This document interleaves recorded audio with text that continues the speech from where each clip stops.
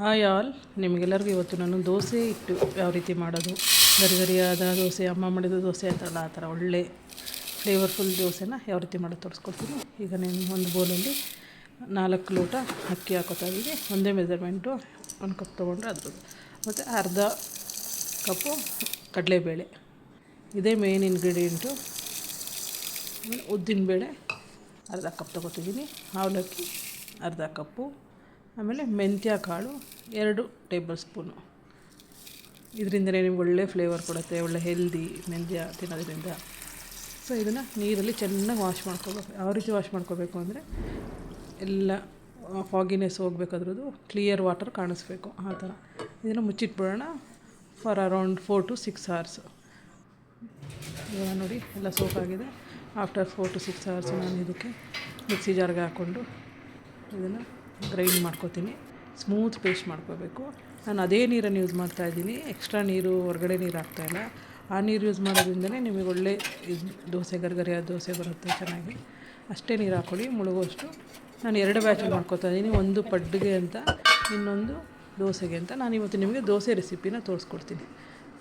ನೋಡಿ, ನಿಮಗೆ ಬೆಳಗ್ಗೆ ಆಫ್ಟರ್ 8 hours ಈ ರೀತಿ ಬಬಲ್ಸ್ ಎಲ್ಲ ಬಂದಿದೆ ಅಂದರೆ ಚೆನ್ನಾಗಾಗಿದೆ. ಫರ್ಮೆಂಟು ಜಾಸ್ತಿ ಫರ್ಮೆಂಟ್ ಆಗಿರಲ್ಲ, ಹುಳಿ ಬಂದಿರಲ್ಲ, ಏನಿಲ್ಲ, ಒಳ್ಳೆ ಹೆಲ್ದಿಯಾಗಿ ಒಳ್ಳೆ ಬ್ಯಾಕ್ಟೀರಿಯಾ ಗ್ರೋತ್ ಇದಾಗಿದೆ ಅನ್ನೋ ಥರ ಅದು.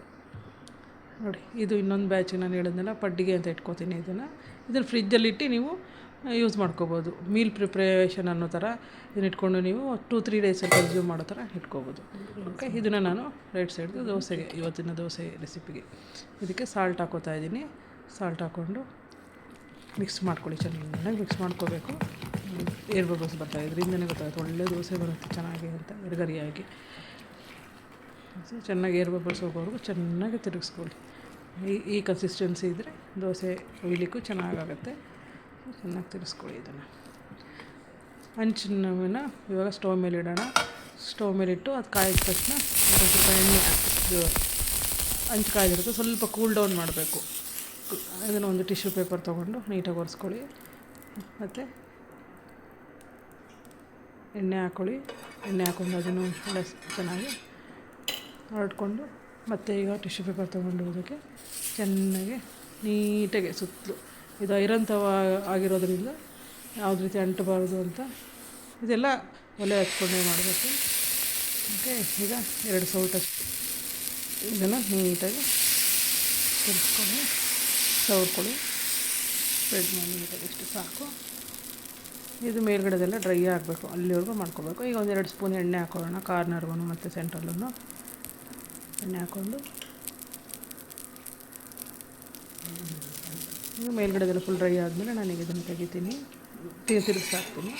ಅದಷ್ಟು ನೀಟಾಗಿ ಬರುತ್ತೆ, ಒಂದು ಸ್ವಲ್ಪನೂ ಅಂಟಲ್ಲ ಹಂಚಿನಲ್ಲಿ. ಇವಾಗ ನೋಡಿ ಆಗಿದೆ, ದೋಸೆ ಗರಿಗರಿಯಾದ ದೋಸೆ ಆಗಿದೆ. ಇದನ್ನು ಪ್ಲೇಟಿಗೆ ಹಾಕಿ ಸರ್ವ್ ಮಾಡೋಣ. ಪ್ಲೇಟಿಗೆ ಸರ್ವ್ ಮಾಡ್ಕೊಳ್ಳೋಣ. ಈಗಾಗಲೇ ನಾನು ಚಟ್ನಿ ಮತ್ತು ಆಲೂಗಡ್ಡೆ ಪಲ್ಯ ಮಾಡಿ ಇಟ್ಕೊಂಡಿದ್ದೆ. ಈಗ ನಿಮಗೆ ಆಲೂಗಡ್ಡೆ ಪಲ್ಯ ಯಾವ ರೀತಿ ಮಾಡೋದು ಇದಕ್ಕೆ ಅಂತ ತೋರಿಸ್ಕೊಡ್ತೀನಿ. ಚಟ್ನಿ ರೆಸಿಪಿನ ಈಗಾಗಲೇ ನಾನು ಹಾಕಿದ್ದೀನಿ, ಅದನ್ನು ಫಾಲೋ ಮಾಡಿ. ಆಲೂಗಡ್ಡೆ ನೋಡಿ, 3 ಆಲೂಗಡ್ಡೆ ಈ ಥರ ಕಟ್ ಮಾಡಿ ಒಂದು ಸ್ವಲ್ಪ ಉಪ್ಪು ಹಾಕಿ ನೀರಲ್ಲಿ ಬೇಯಿಸ್ಕೋಬೇಕು. ಒಂದು ವಿಷಲ್ ಬಿಟ್ಟರೆ ಸಾಕು, ಚೆನ್ನಾಗಿ ಬೆಂದೋಗುತ್ತೆ. ನೋಡಿ, ಈಗ ಇದನ್ನು ಒಂದು ಪ್ಲೇಟಿಗೆ ತೆಗೆದಿಟ್ಟು ತಣ್ಣಗಾದ್ಮೇಲೆ ಇದನ್ನೆಲ್ಲ ಬಿಡಿಸ್ಕೊಳ್ಳೋಣ. ಮೇಲ್ಗಡೆ ಇದೆಲ್ಲ ಸಿಪ್ಪೆಲ್ಲ ಬಿಡಿಸಿ ಸ್ಮ್ಯಾಶ್ ಮಾಡಿ ಇಟ್ಕೊಳ್ಳೋಣ, ರೆಡಿ ಇಟ್ಕೊಳ್ಳೋಣ. ಪಲ್ಯಕ್ಕೆ ಇವಾಗ ಒಂದು ಈರುಳ್ಳಿ ಬೇಕು, ಅದನ್ನು ಚೆನ್ನಾಗಿ ಫೈನಾಗಿ ಚಾಪ್ ಮಾಡ್ಕೊಳ್ಳೋಣ. ಒಂದು ಈರುಳ್ಳಿ ಸಾಕು ಇದಕ್ಕೆ ಪಲ್ಯಕ್ಕೆ, 3 ಆಲೂಗಡ್ಡೆಗೆ ಈರುಳ್ಳಿ ಸಾಕು. ಆಮೇಲೆ ಇದಕ್ಕೆ ಕರಿಬೇವು ತೊಗೊಳ್ಳೋಣ, ಕರಿಬೇವನ್ನು ಕಟ್ ಮಾಡ್ಕೊಳ್ಳೋಣ. ಆಮೇಲೆ ಮೆಣಸಿನ್ಕಾಯಿ, ಹಸಿಮೆಣಸಿನ್ಕಾಯಿ ಸ್ವಲ್ಪ, ಆಮೇಲೆ ಟೊಮೊಟೊ ಒಂದು. ಎಣ್ಣೆ ಹಾಕೋಣ. ಸ್ಟವ್ ಮೇಲೆ ಇಟ್ಟು ಒಂದು ಬಾಣಲಿಗೆ ಸಾಸಿವೆ ಸಿಡಿದ ತಕ್ಷಣ ಒಂದು ಸ್ವಲ್ಪ ಕಡಲೆಬೇಳೆ, ಒಂದು ಸ್ವಲ್ಪ ಉದ್ದಿನಬೇಳೆ ಹಾಕಿ ಚೆನ್ನಾಗಿ ಬಾಡಿಸ್ಕೊಳ್ಳಿ. ಕರಿಬೇವು ಹಾಕ್ಕೊಳ್ಳಿ, ಬಾಡಿಸ್ಕೊಳ್ತೀವಿ. ಇದಕ್ಕೆ ಇವಾಗ ನಾವು ಕಟ್ ಮಾಡ್ಕೊಂಡಿದ್ದಂಥ ಈರುಳ್ಳಿನ ಹಾಕಿ ಚೆನ್ನಾಗಿ ಬಾಡಿಸ್ಕೊಳ್ಳಿ. ಸ್ವಲ್ಪ ಅರಿಶಿನ ಹಾಕಿ ಇದಕ್ಕೆ ಚೆನ್ನಾಗಿ ಬಾಡಿಸಿದ್ಮೇಲೆ ಅದೊಂದು ಒಂಥರ ಟ್ರಾನ್ಸ್ಲೂಸೆಂಟ್ ಆ ಥರ ಆಗಬೇಕು. ಈಗ ಇದಕ್ಕೆ ಸ್ವಲ್ಪ ಟೊಮೊಟೊ ಹಾಕ್ಕೊಂಡಿದ್ದೀನಿ, ಟೊಮೊಟೊ ಹಾಕಿ ಚೆನ್ನಾಗಿ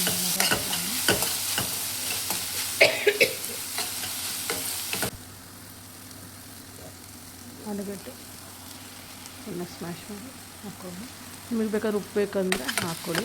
ನಾನು ಆಲೂಗಡ್ಡೆಗೆ ಉಪ್ಪು ಹಾಕಿರೋದ್ರಿಂದ ಸ್ವಲ್ಪ ಉಪ್ಪು ಕಮ್ಮಿನೇ ನಾವು ಕನ್ಸ್ಯೂಮ್ ಮಾಡೋದು, ಸ್ವಲ್ಪ ಕಮ್ಮಿನೇ ಹಾಕಿರ್ತೀನಿ. ಸೊ ಇದಕ್ಕೆ ಕೊತ್ತಂಬರಿ ಸೊಪ್ಪು ಹಾಕಿ ಗಾರ್ನಿಷ್ ಮಾಡಿ ರೆಡಿ ಆಯಿತು ಆಲೂಗಡ್ಡೆ ಪಲ್ಯ. ಇದನ್ನು ಗರಿಗರಿಯಾದ ದೋಸೆ ಜೊತೆ ತಿನ್ನಿ, ತುಂಬ ಚೆನ್ನಾಗಿರುತ್ತೆ, ಫ್ಲೇವರ್ಫುಲ್ ಆಗಿರುತ್ತೆ. ನೋಡಿ ಸೌಂಡ್ ಬರುತ್ತೆ, ಅದು ಅಷ್ಟು ಗರಿಯಾಗಿದೆ. Thank you for watching.